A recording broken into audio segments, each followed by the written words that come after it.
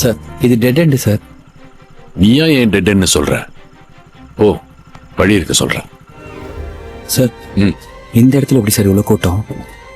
அவன் இடத்த நம்பி ஆரம்பிக்கல, அவனை நம்பி ஆரம்பிச்சிருக்கான். அவன் எங்க கடை வச்சாலும் கூட்டம் அவனை தேடி வரும். எப்படி இருக்கு? சூப்பரா இருக்கு, செமையா இருக்கு இப்ப சார். புரியுதா ஏன் இவ்வளவு கூட்டம் வருதுன்னு? திருநெல்வேலியில இருட்டு கடை பத்தி தெரியுமா? ஆ தெரியும் சார். ஒரு காலத்துல கோயில் எதிர்த்தாப்புல கரண்டே இல்லாம இருட்டுல ஆரம்பிச்சது, அதனாலதான் பேர் இருட்டு கடை.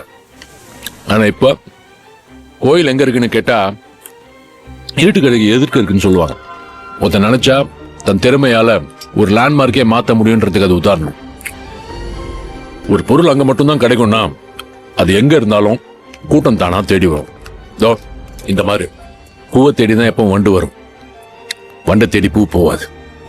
அதான் இயற்கை.